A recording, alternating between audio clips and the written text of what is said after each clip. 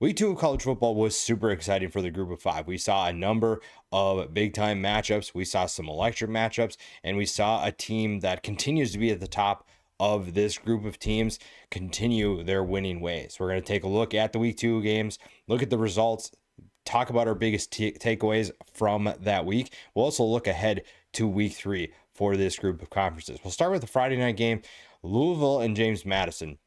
Louisville comes away with a 28-14 win. And to be honest, it looked for a while that James Madison was going to find a way to win.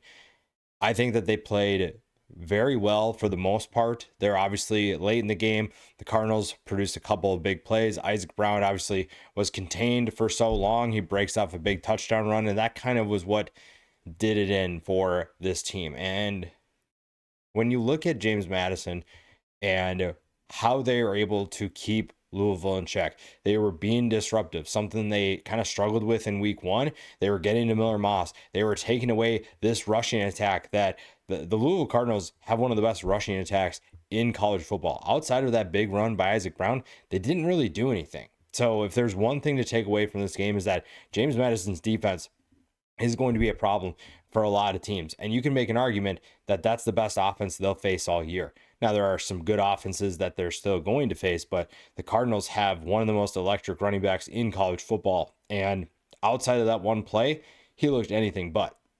Now, the quarterback situation is still kind of up in the air. Alonzo Barnett did not have his best game. He is still the best quarterback on that team. And I don't know what was going on. It had a number of batted down balls. That didn't help. The confidence just didn't seem to be there. And then the two quarterback system. You had Barnett playing, you had Matthew Sluka playing. Now, it looked at times that Sluka was a little bit more efficient, but it was clear that the Cardinals did not respect his arm. They did not have any concerns about him throwing the ball, and that's going to limit your offense. That's why Barnett is the better option. And to me, I think you kind of have to figure out, are you going to keep doing this two quarterback system? Because to completely honest, if things don't go their way, you could see maybe Alonzo Barnett deciding, you know what, I don't want to do this anymore. I'm going to hit the portal. I'm not saying he's going to do that, but that is definitely a possibility. It's just, I think it's very inefficient. You don't give either quarterback a chance to get into the game, get some rhythm, get some chemistry.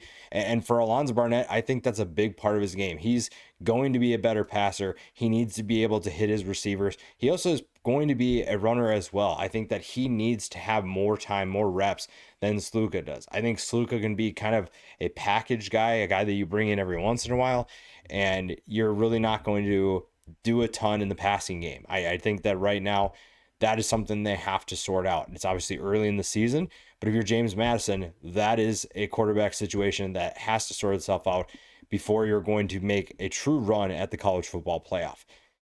Overall, though, I think you should still feel pretty good. I don't know if I want to use good, but we're going to go with good about how this game played out. For the most part, you hung in there. Louisville looked rattled at times. They looked like they couldn't figure anything out. And that's a Jeff Brom offense that can put up points and will put up points this year. The fact that you gave up 28 points is kind of reflective of how this team is going to be. And honestly, outside of some explosive plays, this game was a lot closer than maybe the score indicates. James Madison should feel pretty good about where they're at. They can still technically make a run at the college football playoff. They just have to kind of clean some things out before that actually is going to happen. The other game that was going on that was kind of close, Maryland and Northern Illinois. Now, Northern Illinois kept this game relatively close. Maryland obviously hung on, but when you look at the rushing attack, Siobhan Wright stepped up in a big way for this team. 27 carries for 90 yards. Telly Johnson had a big run. Outside of that, though, not super efficient, but 10 carries for 86 yards. Northern Illinois is going to be a tough team. They are probably not pulling off an upset like they did against Notre Dame last year, but this is a team that's going to be a challenge. It's going to be a tough team to beat, and Maryland kind of figured that out early and realized that they were in for kind of a long night. They still pull away with a 29 win over the Huskies, but it was a closer than expected contest than I think a lot of people anticipated. Boise State gets onto the scoreboard in terms of wins. 51-14 win over Eastern Washington. One of the biggest things that I want to take away from Boise State's performance here is Chris Marshall might be in for a really big year. Against USF, he had a couple of big time catches, scored a touchdown. Here he catches 4 passes for 132 yards. We're seeing a guy that has the talent to be electric, and it might be only a matter of time before he actually continues doing that and makes life miserable for the Mountain West. And if you're Boise State, you have to feel pretty good about that. You have to feel very confident that he is going to be that guy for you, and you need your passing attack to be that way. Technically, this is a team that has everything still in front of them. They can still make a run at the college football playoff. It's not going to be easy. You still have to play Notre Dame. You still have to play this Mountain West Conference schedule. That's going to be tough, but you got to find confidence. You did that a little bit here against Eastern Washington. You win 51-14. If you're a Boise State fan, you should feel fairly confident about what your team was able to do with that. You just don't know what it's going to look like long term. Houston pulls away from Rice 35-9. I think some people expected Rice to hang with this team a little bit better, but Houston obviously is in a much better place than they were last year. If this was last year's team for Houston and this year's team with Rice, that would have been a closer matchup. Rice would probably have a better chance, but it's clear that Houston is off to a pretty good start. They're going to be very fun in the Big 12. The surprise for a team that didn't win a football game in the group of 5 had to be Louisiana Tech, keeping it close against LSU. LSU beat Clemson in week 1 and then struggles to pull away from Louisiana Tech. Now, the Bulldogs didn't have a ton going on offensively. It was their defense that kept them in the game. Both quarterbacks combined to go 15-26 for 96 yards and 1 touchdown. The defense, though, I think was very stingy, gave LSU fits. And if you're LSU, I don't know if that's a concerning thing going forward. I think it's a little bit concerning, but it is early in the season. So I think we have to keep that in mind with some of these wins, some of these losses. But when you only have so many data points, you only have a couple data points, things are going to fluctuate quite a bit, and that's okay. We're trying to figure out ultimately how to keep things a little bit less volatile, but right now it's going to swing one way or another. And right now that was just not a great win for LSU to only beat them by 16. I don't think the game was ever really in question, but it was not as comfortable as they wanted it to be.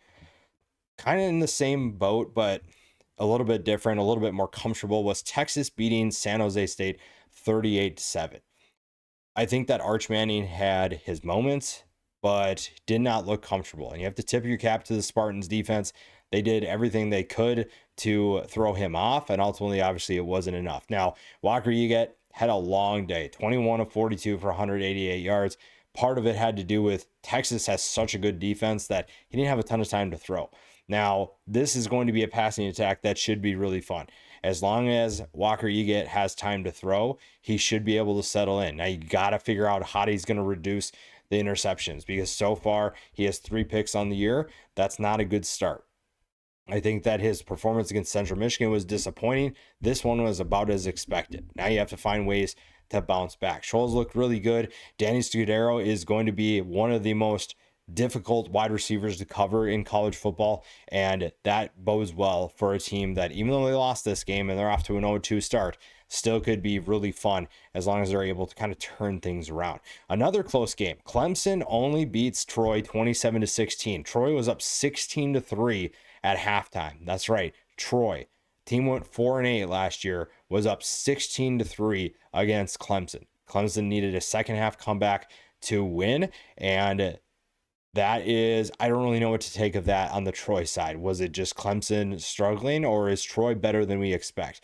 Now, Goose Crowder didn't have the greatest game, 19 of 31 for 223 yards, 1 touchdown and 3 picks. So overall, I think there's not a ton that I can take away from that win, other than I'm impressed that Troy was able to kind of hang around with a team like Clemson, because this is a Troy team that a lot of people were counting out, and they figured out a way to win this football game.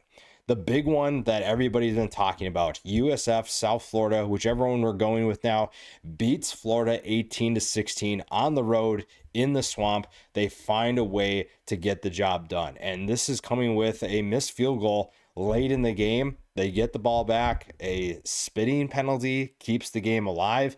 And South Florida is not going to apologize for that. Alex Golish's team has found ways to win against Boise State. They are opportunistic in that game, and they are opportunistic in this game. And honestly, I'm really impressed for how long they were able to hang around in this game. This was a game that was close for a long, long time. And it wasn't just at the end they pulled it out. They were hanging in for the entire game. And then when it came down to it, they found a way to win. Byron Brown, again, is going to be one of the most dangerous quarterbacks in college football. He is a big time player, and they have a big time matchup coming up this week again. Keyshawn Singleton has been electric for USF for the first two games. 2 catches on Saturday for 75 yards and 1 touchdown. He has been really fun. Chaz Nimrod's been really good. This is a team that is really exciting and a group that overall you have to feel confident in their ability to hang with Miami. Nobody thought they would be able to hang with Florida, and now they're currently, I believe, a 16.5 point underdog against Miami. We'll talk more about that later in the video here. But USF, you have to feel really good about where this team sits, about where this team is headed, and their chances to make a run at the playoff. Texas A&M beats Utah State 44-22. Utah State was not really in this game, but they found a way to put up some points. The big news out of that game was Marcel Reed going down with an injury. Utah State appears to be better than they were last year, and that's really exciting if you are a fan of that team. Jacksonville State upsets Liberty 34-24. Cam Cook is off to a monster start for this season. 29 carries for 195 yards and 2 touchdowns against the Flames. They had no answer for him, and Jacksonville State stuns Liberty. This was a result that not a lot of people, including myself, saw coming. I thought Jacksonville State was going to need some time under Charles Kelly to figure things out. They find a way to pull off the upset. Cook was a big part. Gavin Wimsatt was a big part. That's really exciting if you are a fan of the Gamecocks. Another upset that we saw, Fresno State wins 36-27 over Oregon State. Another surprising result. And Fresno State is somehow winning despite the fact that EJ Warner has still not thrown a touchdown pass. His performances have not been great, but the rushing attack has kind of taken over from there. They found ways to win. They found ways to pull out certain plays that they maybe needed at times. They were clutch, they were opportunistic, and they find a way to win against an Oregon State team that I think a lot of people expected to beat Fresno State. I think the most concerning thing for the Mountain West is Fresno State is finding ways to win football games in Matt Entz's first year. Why is that concerning? Because he does not have his whole roster of talent that he wants to have, the guys that he's going to recruit. He is dealing with a roster that he just inherited for the most part. Now, he's brought in people from the transfer portal. He's brought in players that he wants, but overall, it's kind of a group of misfits in a way, and he's finding ways to win. That's scary because if he starts getting his guys on the roster more and more, imagine what this team's going to do when they actually have the talent that he wants and fits what he's looking to do for Fresno State. The big group of 5 matchup for the weekend, Texas State and UTSA, did not disappoint. 43-36 for the Bobcats, and they have another big one coming up in week 3. They found a way to get the job done. Brad Jackson, once again, pretty solid, 12 of 20 for 286 yards. Bo Sparks was good once again. This is an offense that is electric, and it was really fun to watch. For UTSA, Robert Henry Jr. off to a tremendous start. He is set for a career year, and he has been electric against Texas A&M and now against Texas State as well. Now, UTSA, not the start that they wanted, not the start that they probably anticipated. They wanted to get off to a better start. This is still a very dangerous team in the American and a team that you need to pay attention to. They are capable of beating anybody in the American. I still believe that. I think the offense has plenty of talent. The defense has shown at times that it can be helpful, but this is a team that you still need to pay attention to despite their slower start. Navy found a way to beat UAB 38-24. The rushing attack took care of business. Blake Horvath has been largely ineffective in terms of his production. Now, he's still run that offense really well. He just hasn't had the production that maybe we anticipated. It's still 2 games in, so we don't have a ton to worry about there, but that's just something to keep an eye on. That is a takeaway from that game, is that they haven't really needed Blake Horvath to be electric, and they're still finding ways to win. Navy is a team to keep an eye on in the American as well. We just talked about UTSA. That is a team that is also going to be dangerous. North Texas finds a way to survive against Western Michigan 33-30. Drew Messenmaker, 18 of 33 for 224 yards. Jalen Buckley is having a solid year for Western Michigan. 30 carries against the Mean Green for 112 yards. I think that Western Michigan is going to be very tough in the MAC. That conference is very deep and very talented. That's going to be really fun to watch. North Texas, though, 33-30 win, found a way to hang on. There are some questions about that team right now, but that's another team to keep an eye on, and a team that could be really, really fun when the season's all said and done. Ohio with a 17-10 win over West Virginia. Now, I think that was definitely a possibility. I said that when we previewed this game, that if Parker Navarro and this offense can play well enough, it's going to be possible. Now, it was ugly. A 17-10 win is not pretty by any means, and Parker Navarro did not have his best game. 22 of 31 for 247 yards, 1 touchdown, and 3 interceptions. He also ran for 87 yards on the ground. No scores there, but he played a big role. Now, this is also a passing attack that is full of surprises. And I think to Chase Hendricks, it's going to be really interesting to watch. He is someone that stepped up in a big way. And this is a group that we didn't know what to expect. We didn't know what the offense was going to look like. We didn't know who was going to step up. And Hendricks is one of those guys. 8 catches for 121 yards and 1 touchdown. West Virginia, unfortunately, loses Jaheim White. I think that definitely affected the game. But Ohio has found a way to surprise us once again. They do get their first win of the season. They're at 1-1. They gave Rutgers a scare in week 1. And now they find a way to get a win in week 2. Missouri State gets their first FBS win against Marshall, 21-20. This is a team that I thought could be really fun in Conference USA. And after a first game against USC, obviously we didn't know what to expect. They weren't beating USC, but getting crushed by them was kind of surprising. A 21-20 win is a great way to build some momentum heading into the rest of the year. Jacob Clark, 21 of 31 for 359 yards and 3 touchdowns. If you're Marshall, it's going to be a long year. If you couldn't get a win over Missouri State, there probably aren't a ton of teams that you're going to beat. That's a really tough position for Tony Gibson. I feel really bad for that entire roster. It was just a tough situation last year in this offseason, and it's going to take some time for that program to get back on track. Army with an absolute stunner. Army finds a way to beat Kansas State on the road, and honestly, this might have been the most surprising result of the weekend. Not a lot of people expected Army to go in to Kansas State and come away with a win like this. This was one of the results that you probably weren't thinking was going to happen, and if you're Kansas State, what a disastrous start. A 1-2 start. And honestly, there's an argument to be had that you could also be 0-3. You struggled to beat North Dakota, and now you lose to a team that is ushering a new quarterback. And I think that that's going to be a long season for Kansas State. They do have to figure out what they need to fix and how they're going to fix it. And Army's not going to apologize. They found a way to win. They did what they do best, and they took care of business when the time came. When it was late in the game, when they needed a big drive, they took care of business. The offense looked really good, and it was really fun to watch overall.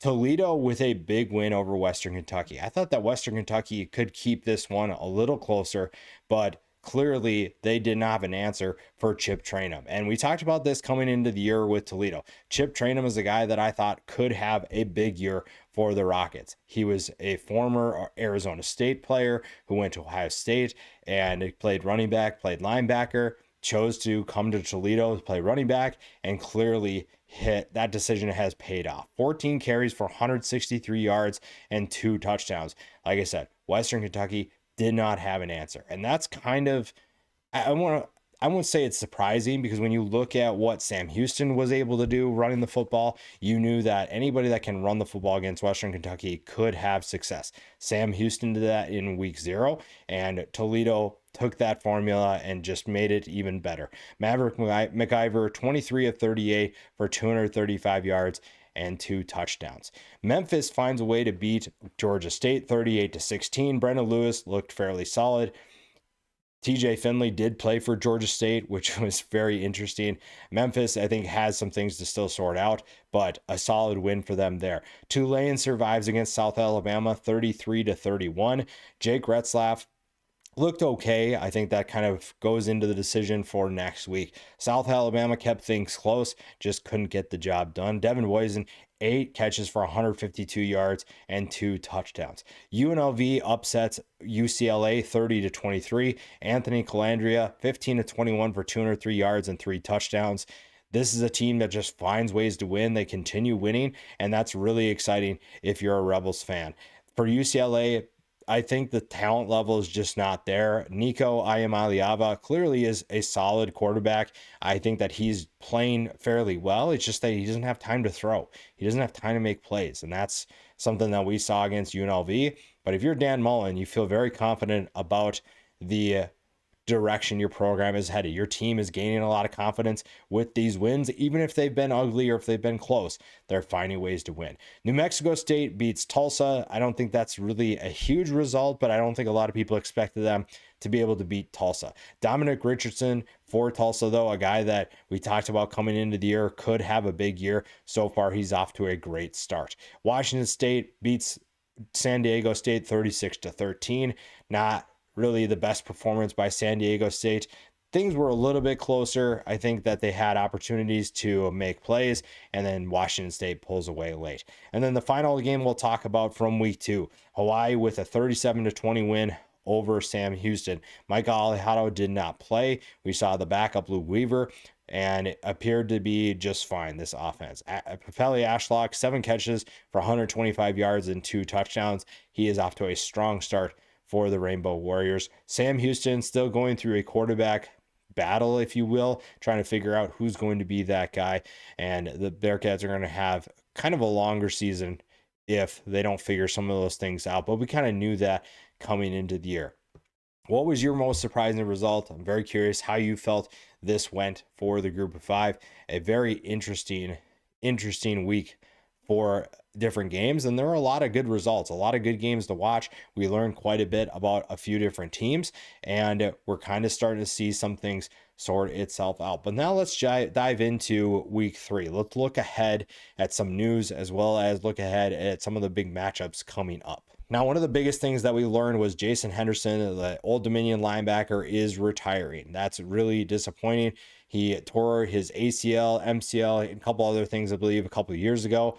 Just wasn't fully healthy last year, and it's clear that he is not back to full health. Announces his retirement, one of the top tacklers in college football history, and that's really unfortunate. It's kind of a bummer. I think that they were a really fun team with him running the show. They're still fine. They have plenty of linebacker talent, but losing him definitely does hurt. You do have the Virginia Tech game coming up. That would have been one where having a player like him would be super helpful. Now, I imagine that he is going to be on the sideline still. He's still going to be helping his team, so they still get him as a part of that. I wouldn't be surprised, I should say, if he gets to coaching and gets to help his team, and then ultimately has a career in coaching because of the way he plays. He clearly knows where plays are going. He knows how to decipher certain things.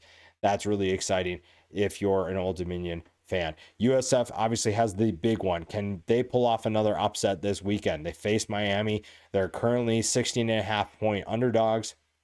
This is a team that continues to surprise people. The offense that they run obviously gives them a little bit of an advantage. It gives them a unique offense to prepare for, and teams so far haven't found a way to figure them out. Temple's 2-0 start. That's kind of a surprise. KC Keeler clearly has a good impact on this team. They face Oklahoma at home, one of the more random games in terms of a Power 4 program going to a group of 5. A team like Oklahoma typically is not going to go to a group of 5 program. Now, they do play in a big enough stadium where they can accommodate most of Oklahoma's fans, but that's very interesting. Temple's off to a 2-0 start. Evan Simons looked really good. Jay Ducker, the transfer from Sam Houston, who came in to play running back, he's been very solid as well. I think they're going to get their first loss against Oklahoma, but it's still going to be fun to watch. Fresno State's, like I said, we kind of mentioned this already. They're 2-1. But EJ Warner does not have a touchdown pass yet. I think that will change obviously relatively soon. Otherwise, they're going to have to think of a quarterback change. Maybe they're already talking about that. I don't know if at this point, if they haven't made that change or at least given another guy an opportunity, then I don't know if that's ever going to happen. So we'll see what happens there. But Fresno State, like I said, is a tough team, even with the quarterback position kind of being a liability right now. We talked about this already. Missouri State gets their first win, their first FBS win, I should say, in 2025. It's their first year as an FBS program and in Conference USA. Another random matchup. They host SMU on Saturday. The SMU Mustangs needed a replacement game on their schedule, and they got this one. Now they head to Missouri State. Not that the Missouri State is going to keep things interesting. SMU is looking to kind of exercise some demons maybe with a tough loss to Baylor last week. They're hoping to put up some points, and Missouri State has shown against USC that that's definitely possible against this defense. FAU and FIU. Now, these are two teams that not a lot of people are paying attention to, but that is this weekend. That is a very fun matchup. I think that both of them have really exciting futures with their new coaching staffs. FAU currently leads the series 17-4, and I think that FIU is looking to break the current winning streak for the Owls. This is a team that is tougher than a lot of people realize. They gave Penn State a good run for their money. Wasn't ever really in jeopardy, but it was closer than people realized for longer than it should have been. Tulane hosts Duke this weekend. Honestly, this might be one of the biggest games in the group of five. Tulane gets to welcome back, if that's how you want to say it, Darian Mensah. He comes back to Tulane after hitting the transfer portal and going to Duke. The Blue Devils are coming off a disappointing loss to Illinois, where they did not look good. They made a lot of mental mistakes, and that ultimately cost them the game. Tulane is a defense that can force some of those mistakes as well. So that's going to be really interesting to watch. It's going to be a fun atmosphere. I imagine that Darian Mensah is going to get a ton of boos. That is a fun atmosphere that's going to be really fun to be a part of and watch. Texas State looking for the upset. They host Arizona State last year, and they go to Arizona State this year. It's a little bit different test, and it's a little bit different scenario. Arizona State is coming off an upset over Mississippi State. The Bulldogs find a way to stun the Sun Devils late, and Arizona State isn't reeling, but they're not feeling great about themselves right now. Texas State is off to a really good start, and if they're able to pull off the upset, we could be talking about them as the group of five candidate for the college football playoff spot. But another good week for the group of five, another exciting week, and another upcoming week in week 3 that's going to be really fun as well. As always, subscribe to the channel, and we'll see you in the next video.